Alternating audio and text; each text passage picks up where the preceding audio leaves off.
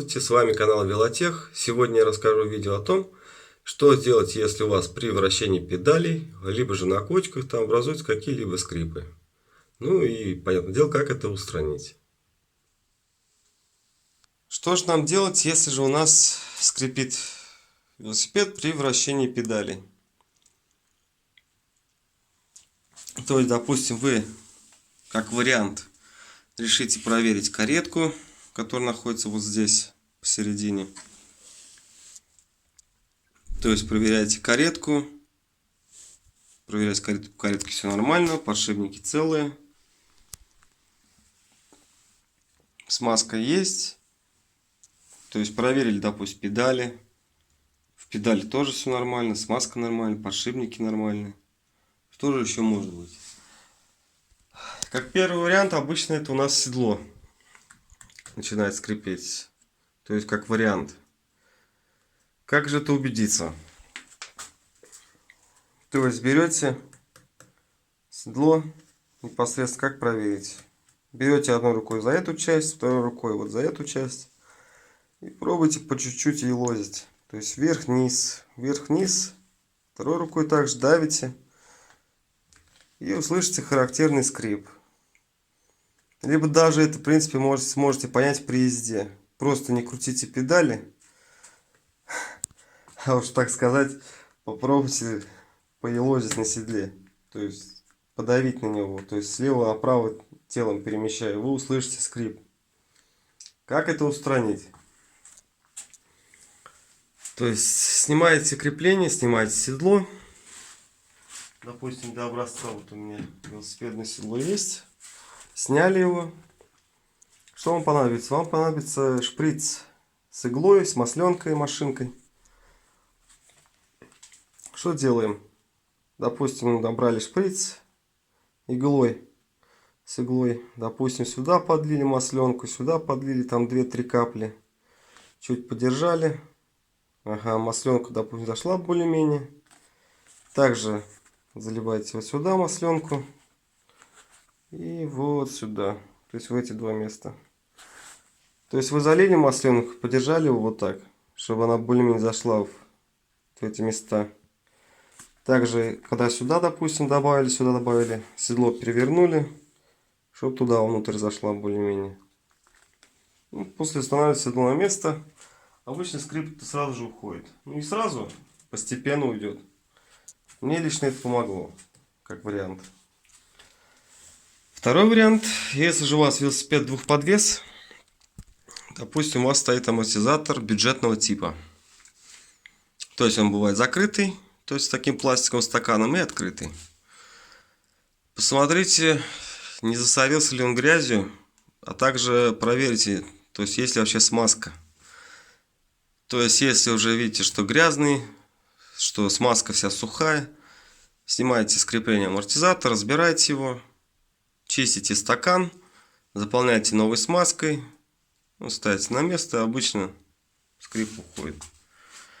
Также, если у вас закрытого типа вариант амортизатора, то есть вот с этим пластиковым стаканом, может скрипеть сам стакан. То есть, если вот присмотреться, вот они, вот эти потертости. То есть пластик трется о пластик. И идет характерный скрип при амортизации. То есть даже когда вы просто едете, даже если кочек нет, то вы все равно, когда вращаете педали, амортизатор работает при этом. То есть то есть начинает амортизировать и пластик начинает тереться, идет характерный скрип. Рекомендации уж не прям, это на ваше усмотрение, но как вариант уберите вот это, если хотите, чтобы не скрипел, потому что вы здесь, честно, ничего не сделаете. Даже если вы смажете пластик, это ненадолго. То есть желательно убрать этот пластик из стакана, оставить голую пружину. Так как от этого стакана особо такой пользы нету. Она есть, но она минимальная. Все равно также заполняется грязью, так как этот стакан не герметичен. То есть, как вариант, просто его убрать. Третий вариант, это у нас может быть втулка соединительно-рамная, которая находится рядом с кареткой. Вот она. То есть, как проверить, что скрип непосредственно идет от нее? Снимаете с крепления амортизатор, вот с этих убираете амортизатор. И либо за раму, либо за седло взяли. То есть и пробуйте велосипед просто на месте. Вверх-вниз, вверх-вниз. То есть тянуть, чтобы у вас работала только втулка. То есть влево, вправо попробовали. И услышите характерный скрип. Из-за чего же он может быть? Либо не смазывали, либо забился грязью. Что желательно его почистить и смазать. Но для этого вам придется снимать вот эту звездочку. Иначе вы до него не доберетесь. То есть звездочку вам так и так придется выжимать. Вот эту. Еще один из вариантов, когда, допустим, плохо зажат вот это крепление рулевое, которое находится вот здесь. Вот оно. То есть, если оно плохо зажато, то есть вообще как проверить, что у вас идет то есть скрип идет от руля. Берете руками за руль, то есть вот, допустим, взяли велосипед, там, не знаю, уперли, либо тормоз нажали передний там. То есть взяли одной рукой сюда, второй взяли вот сюда. И просто пробуйте не сильно давить, а по чуть-чуть давить. То есть также сверх-вниз. И вы услышите такой характерный скрип. То есть что делаете? Либо проверяете, как хорошо ли у вас зажато вот здесь крепление рулевое. Либо же у вас проблема может быть вот здесь. Проверьте, нет ли у вас рулевого люфта. То есть нормально ли у вас затянута вот здесь гайка. Что у вас руль ходуном вот так не ходит. И также проверьте подшипники рулевые.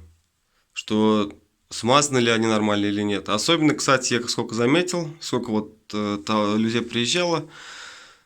Частенько попадался такой момент, что при покупке нового велосипеда у нас производители очень жалеют смазку. То есть разбирал, полностью гайку откручивал, смотрел вот этот стакан, подшипники почти сухие. И тем самым образовался скрип.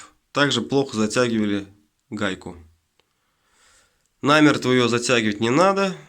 То есть потянули, уже гайка более-менее чувствуется, уже с усилием чуть идет, все, хватит. То есть проверьте смазку здесь. Проверьте также затяжку вот этой гайки. И как затянута гайка вот здесь. Если мои советы помогли, буду рад. Спасибо за просмотр. До свидания.